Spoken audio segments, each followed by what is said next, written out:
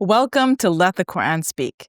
Is the story of the cave the most extraordinary sign of God? We'll be looking at that now. We're looking at chapter 18, verse 9 from the Quran as part of our Misunderstood Quranic Verses series. Dr. Shabir, welcome to Let the Quran Speak. Pleasure to be on. Let me look at the verse with you now, Dr. Shabir. Here is how it goes in English. Or have you thought that the companions of the cave and the inscription were, among our signs, a wonder? This is the Muhammad Sahih International translation. So maybe you can tell us a little bit about this verse and then introduce the story of the people of the cave for those who may not know, and then we can look at this verse in greater detail. So the verse is an address to the Prophet Muhammad, peace be upon him. God is saying to him, Am hasibta an ashab al-kahfi wa al-raqeem kanu min ayatina ajaba.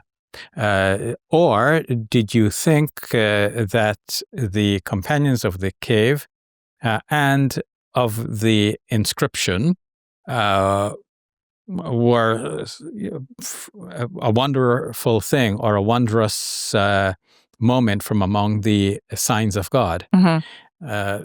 So the way in which this is framed as a question to the Prophet Muhammad, peace be upon him, seems to be a distancing from the idea that it is one of the wondrous signs of God. So one might wonder why this is the case, because popularly Muslims regard this story as a miraculous wonder, like Yes. God caused the people of the cave to sleep for such a long time, God preserved them, and so on. So if we take it as a historical and factual occurrence, then certainly it is a wondrous moment, as Muslims generally conceive it to be, and so too is taken in the classical commentaries on the Quran. But then, taking it as a wondrous occurrence, a miraculous intervention by God, why does this verse seem to repudiate the idea?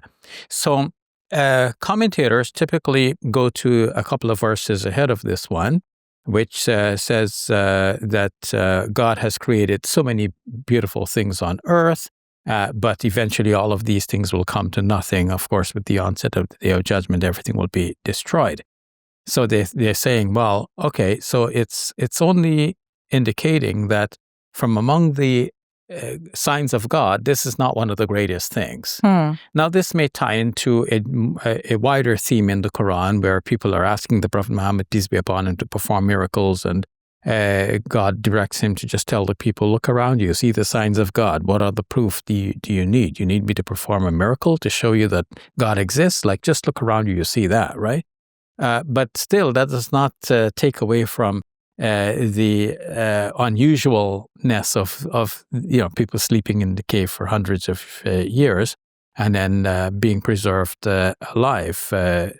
So that remains a bit of a puzzle, which obviously we need to solve. Mm-hmm. Can we talk about also the inscription and what does that mean, the raqeem, right? And so that seems to suggest that story was already known and people were already, reverent towards it and perhaps, going to it, right? Even if they were not going to it at the time, in the popular stories about it, there is a mention of an inscription. So what is this about? Okay.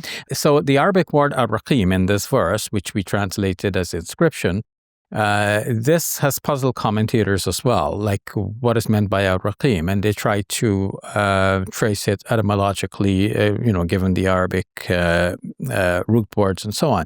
And there is in the Quran mention of Kitab al-Marqum, an inscribed book. Yes. And so they naturally thought that it has to do something with inscription, but it was not so clear to everyone, because some commentators said that it must be the name of the valley where the cave was located, where the youths had slept.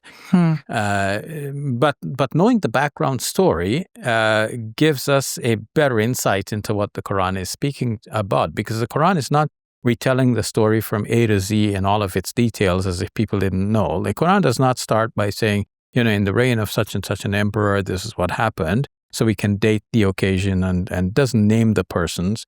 And in fact, the Quran in its one narrative is refusing to get into the details, like don't bother with how many there were exactly. People are saying 3 or 4 if you count the dog, and 4 or 5 if you count the dog, and 6 or 7, whatever.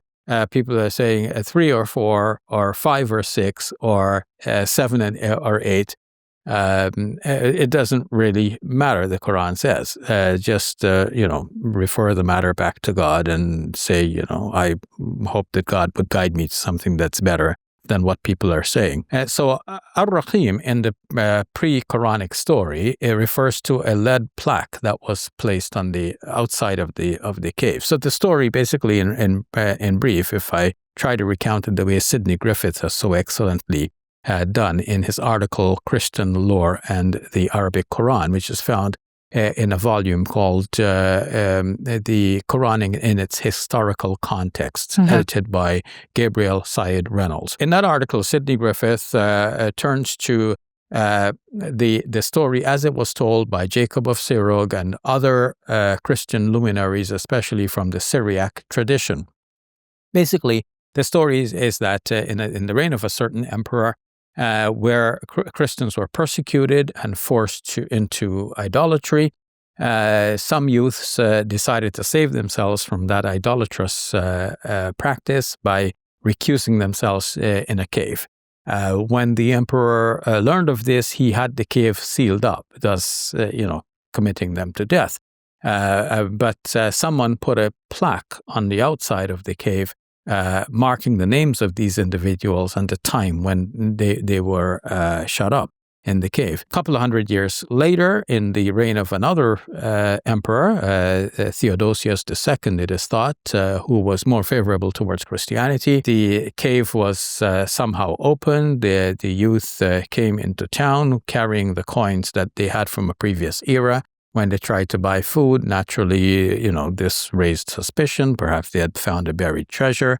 When they insisted it was their own money, the whole story came to light. And of course, the plaque helped to solidify the dates and to show that this really was a miracle in history. And that proved, according to the youth, that, the resurrection is a fact. God can resurrect the dead just as they were asleep and God preserved them. God can actually resurrect people from the dead. So it was a story within a Christian context that solidified a Christian view because the way the story is told is that the Lord, the Messiah, is the one who resurrected these youth from the dead. The Quran has its own perspective in giving credit to God, the Lord of the worlds. And it's basically retelling the same story, but without getting into the details and naming the kings and so on. All right, we'll leave it at that, Dr. Shabir. We're going to look at other verses related to the people of the cave in later segments of this series, Misunderstood Quranic Verses. So I'm looking forward to that. Sure, me too. Assalamu alaikum. Welcome to Muslim Media Hub, the new home of Let the Quran Speak. Here we spread positivity and good. We help people experience the beauty of Islam and help them appreciate and understand Muslims. This beautiful building we purchased at cost $2.3 million.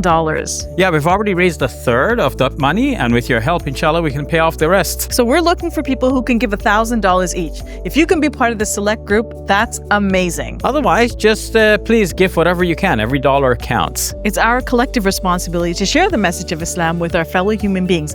Please help us continue this good work. It's a sadaqah jariyah, something that will continue to be a benefit to the Muslim community long after Safiya and I are gone. Please support our work at muslimmediahub.com. Your support is zakat eligible and tax deductible. May Allah bless you and your loved ones today and always. Assalamu alaikum. Assalamu alaikum.